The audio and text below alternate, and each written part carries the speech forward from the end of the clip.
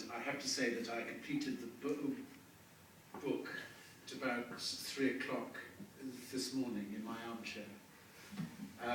I had expected to be in bed before that, but I was rather gripped. And it's strengthened my appreciation of Gyorgy Schopflin as a gifted scholar, as an extremely fluent writer.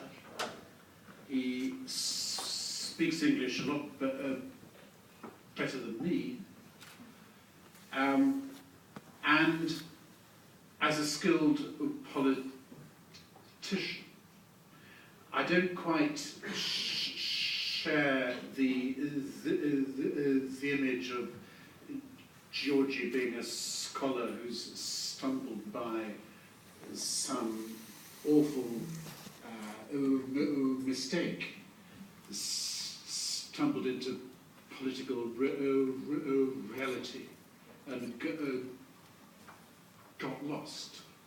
There are indeed plenty of the erstwhile scholars who've stumbled into politics and got profoundly lost. But I have to say, I do not think Gyorgy is one of those. In politics, in the parliament, he manages to maintain a scholastic curiosity and inquisitiveness, and indeed skepticism in the literal sense of that word, which is valuable in our parliamentary life.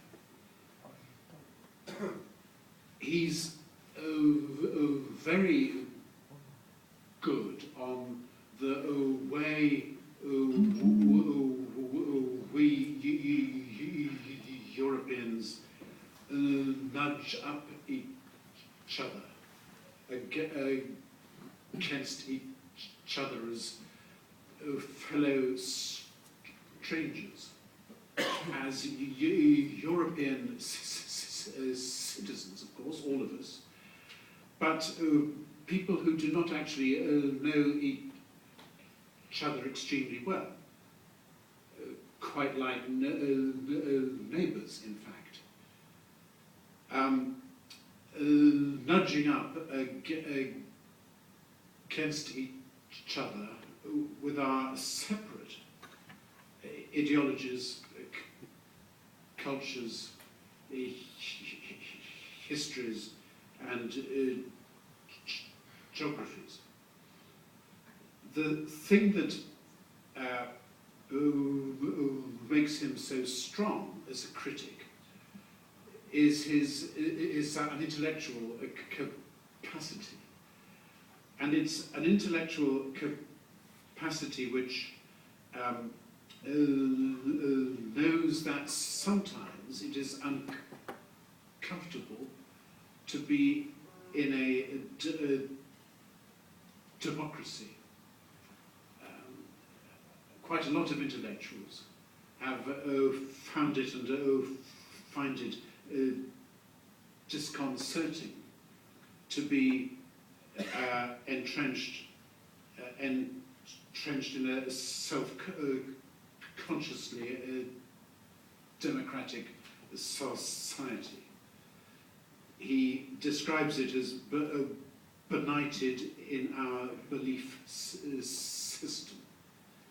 I think that's right. Sometimes the author Schopflin is fairly polemic in his book, as he can be as a parliamentarian.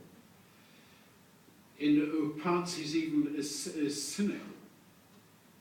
He's certainly funny, and at the end of the book,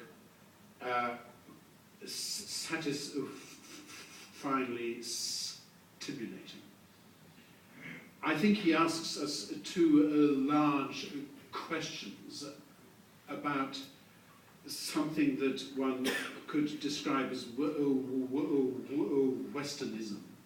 That isn't a clause that he coins, but it's something that is at the focus of his book, what it is to be Western. And as a Central European, he, who appreciates Westernism very, very well, because of his experience of living it, he, I think, sometimes, and this is not a criticism, but it's a critique that I have of his writing. He sometimes is inclined to blame us Westerners for not having experienced the cynicism and dilapidation of communism, and then of post-communism, then of the disappointment of the aspirations that were frustrated, the transition which proved and proves to be more problematical than was expected. I think that's a good thing for us Westerners to be prompted that we've had it extremely good, and that there is a refreshment of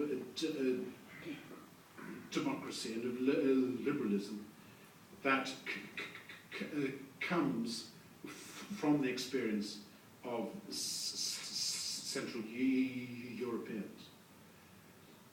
There are probably two big questions that he asks about Westernism and about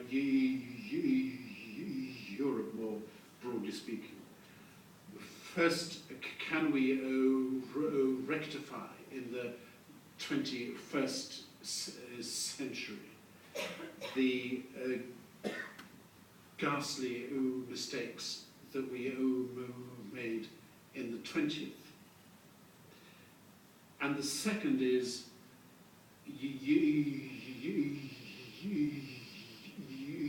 Europe's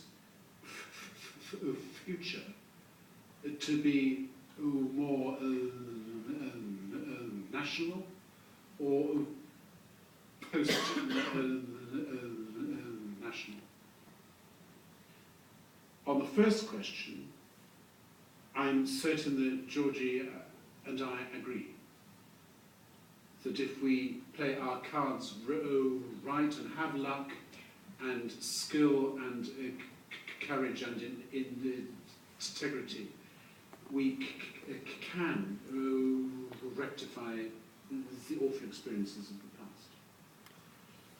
On the second question, whether Europe is to be more national or post-national, I suspect that he and I disagree.